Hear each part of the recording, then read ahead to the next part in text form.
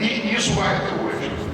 Eu estou falando isso porque nisso me aproximei muito do pessoal da Orquestra Ribeiro Bastos, e vários anos eu saía de Ouro Preto com a viola e ia tocar com eles.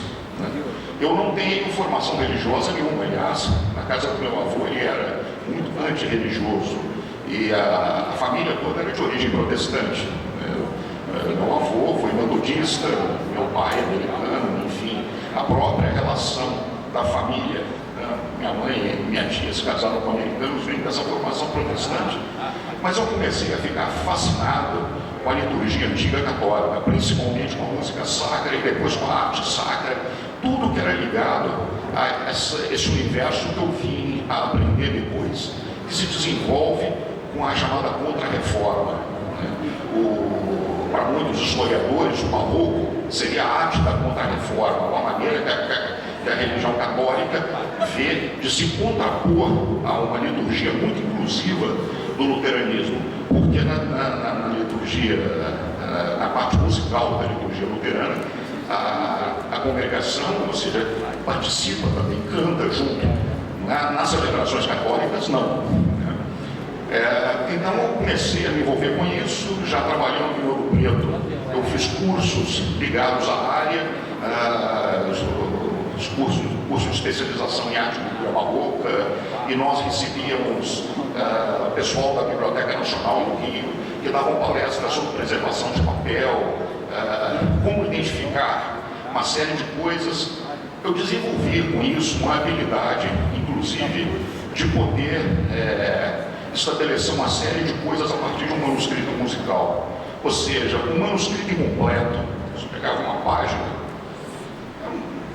de violoncelo, não sei de tudo que é, mas pelo tipo de escrita, pelo papel, pela maneira como o pentagrama estava feito, eu conseguia identificar a sociedade de onde aquilo veio. Por que aquilo veio, de onde veio, quem é que fez, com que situação. Eu conheci pessoalmente o principal descobridor desse universo, que foi um musicólogo alemão, Francisco Kurtlang. Ele já morava no Uruguai nessa época, mas ele veio ao Brasil algumas vezes, conversei com ele me deu muitas dicas. E com isso, eu continuando ainda a compor, a criar minha própria música, pensando muito na estética do século XX, já pensando em compositores como Villa-Lobos, mas também fora, como Stravinsky, Schoenberg, Debussy, pensando como eu podia me apropriar, por outro lado também, dessa música antiga para criar algo novo.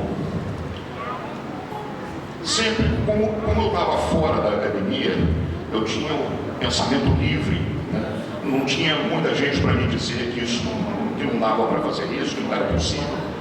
E nas minhas leituras eu comecei a notar que a partir do modernismo no Brasil, muitos autores de outras áreas fizeram algo parecido.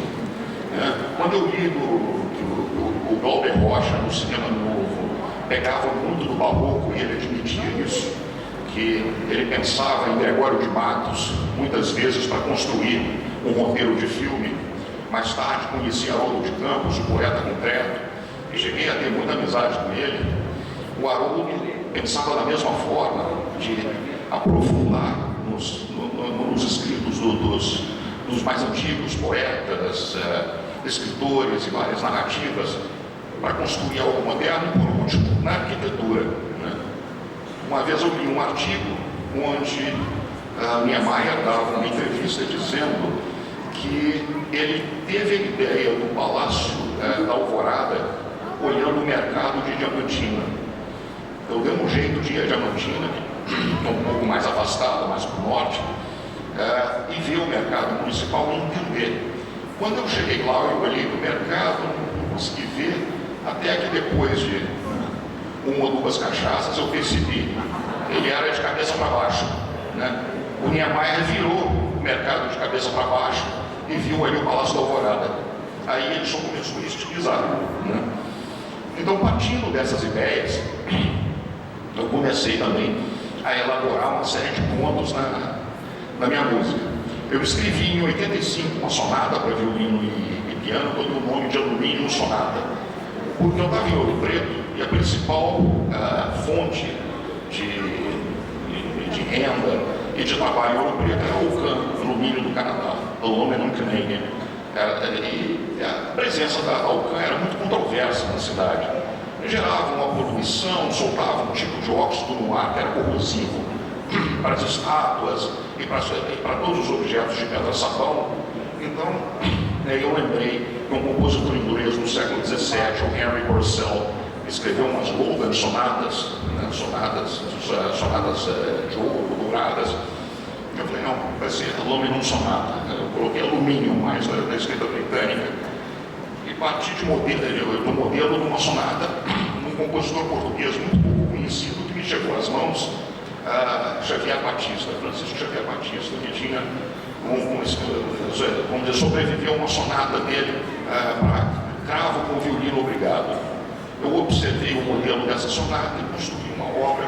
Então, a partir daí, pois bem, o tempo foi andando, eu comecei a conseguir espaço. Eu comecei a pensar nessa época uma coisa, mais tarde, como professor na Belas Artes, falava isso muito para os alunos. Gente, o espaço do compositor e do artista que cria não é o lugar onde você está, é o mundo. Tem que pensar no mundo. Se alguém aqui não se interessa pelo que você faz, alguém em outro lugar se interessa, tem que saber lidar com isso. Né? E nessa questão, então, eu acompanhava, já existia no Rio de Janeiro, as bienais de música brasileira contemporânea. Aliás, esse ano acontece a 26ª. Tentei várias vezes, até que em 87 eu tive uma obra classificada. E aí isso me abriu muitas portas. Eu comecei a ter música tocada nas bienais do Rio, que chamou a atenção também de outros projetos que aconteciam lá. Então, assim, aí, quando eu comecei no Rio a conhecer diretamente, inclusive, alguns compositores que eu já tinha aprendido sobre eles, aquilo me entusiasmou bastante. Mas eu vivia em Ouro Preto, estava satisfeito, a vida de cidade muito grande, especialmente no Rio de Janeiro, me atraía muito por poucos dias, né, no máximo uma semana. Depois eu queria voltar correndo para Ouro Preto, porque era movimento demais, barulho demais, confusão demais. Mas a vida cultural realmente impressionante. Foi em 94, eu recebi um convite da Oficina de Música de Curitiba para vir dar aula na oficina, justamente sobre música antiga no Brasil. A ideia deles era essa. A camerata antiga existia, Curitiba já chamava muito a atenção por ter um movimento musical voltado para a música medieval, renascentista e um pouco de música barroca, mas eles estavam sentindo vontade de conhecer mais o que tinha acontecido no Brasil. E nessa época eu já tinha adquirido um conhecimento muito bom, não só sobre a música no Brasil, mas também a música em Portugal, do século XVI até o início do século XIX. Estudei muito sobre a música na América Latina, na América Espanhola, especialmente no México, no Peru, na região da Nova Granada, que hoje é Colômbia, e comecei a estabelecer paralelos, comparações. E nisso gostei tanto de Curitiba que havia uma vaga na Escola de Música e Belas Artes, justamente para a história da música brasileira. E quando eu li vamos dizer, a descrição do curso, era justamente um enfoque dentro da música erudita, da música clássica brasileira. Eu falei, é isso que eu quero. Eu fiz o concurso, passei e dei um jeito de me transferir de Ouro Preto para Curitiba. E em Curitiba eu me interessei, comecei a me interessar pelo que estava à minha volta, sempre fui muito curioso com o que me cercava. E havia um evento voltado para a arte contemporânea, que era o Per Happiness, era uma homenagem ao Paulo Leminski. Eu conhecia bem o trabalho do Leminski, principalmente pelo Haroldo de Campos, que era muito próximo dele, inclusive foi quem divulgou o trabalho do Leminski pelo Brasil afora. Achava aquilo interessante, mas ficava sempre me perguntando, mas aqui em Curitiba, aqui no Paraná, não há um movimento estético dentro da literatura mais antiga que tenha sido realmente significante como um todo? E aí, pensando sobre isso, em 98 foi o centenário de morte de Cruz e Souza, né, o grande poeta catarinense. e tido por todos os literatos como o grande representante do simbolismo, junto com Afonso de Guimarães, justamente lá de Minas. Né? Um aluno meu, que era formado em letras também, grande músico, hoje é um personagem muito importante na música popular de Curitiba, o Fábio Cardoso, ele falou comigo, disse, Harry, mas o Emiliano Perneta também era simbolista, ele comprou num sebo um livrinho, desses da editora Giro, e me deu. Eu comecei a ler aquilo e fiquei encantado. Aquilo começou a abrir um mundo. A Belas Artes, ela na rua Emiliano Perneta, né?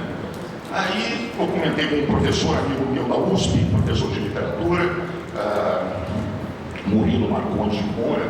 Ele me recomendou o livro do Andrade Muricy. Falou assim, o Harry vai atrás do livro do Andrade Muricy, que ele fez um estudo muito importante sobre o movimento do simbolismo. 2 calhamaços, assim, né? Quase mil páginas de literatura, que ele faz um estudo exaustivo do simbolismo, com foco no Sul, principalmente no Paraná, mas aí ele passeia por todo o Brasil. Né? Ele vai até o Maranhão, passa por Minas, São Paulo, Rio de Janeiro, Raul de Leone, Petrópolis, até o Rio Grande do Sul.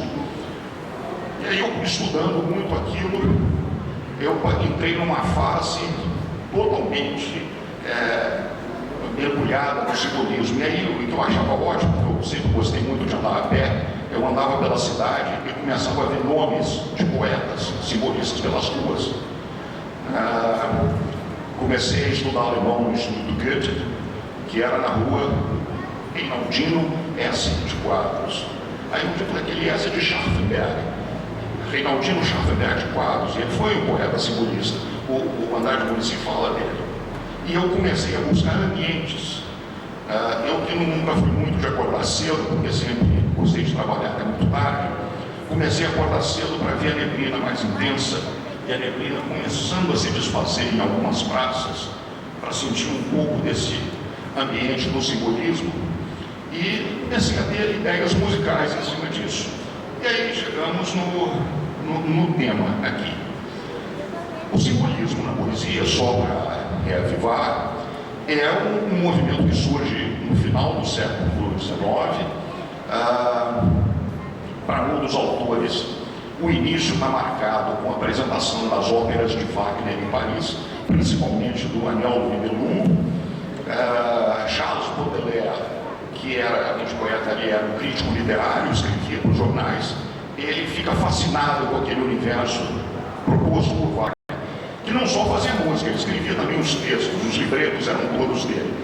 Só que Wagner, ele foi revolucionário nesse aspecto do drama musical, porque tudo acontece na música. São óperas muito longas, porque é como se ele tentasse explicar tudo pela música, o texto só entra para pontuar em cima, para ter movimento no palco, vamos assim dizer.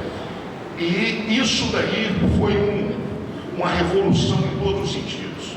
Politicamente, era um negócio complexo, porque a Guerra Franco-Prussiana tinha acabado, fazia pouco tempo. Né? A França sofreu uma derrota acachapante. Né? A Alemanha vai se configurar como nação. Né? A unificação alemã, ela é pactuada em Paris. Né?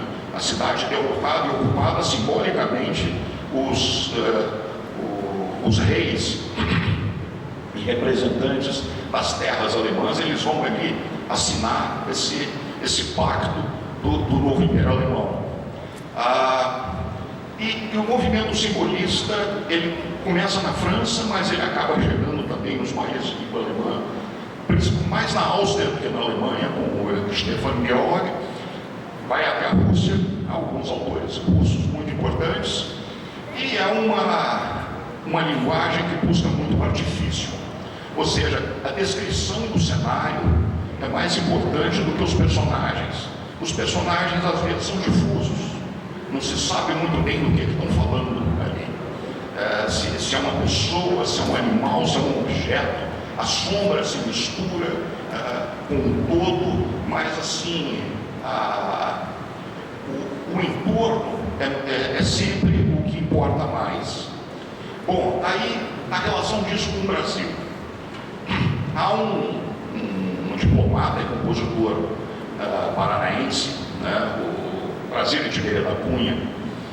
Ele é considerado por todos os musicólogos como o autor da primeira obra nacionalista brasileira. Ele com uma peça para piano chamada Sertaneja, que é em cima de um tema folclórico. Ele passa a maior parte da vida na Europa, em contato com grandes compositores, intérpretes, e ele leva o irmão dele, o João Tiberia da Cunha, para estudar lá. O João Tiberia da Cunha, ele fica em Bruxelas, passa por toda uma educação, até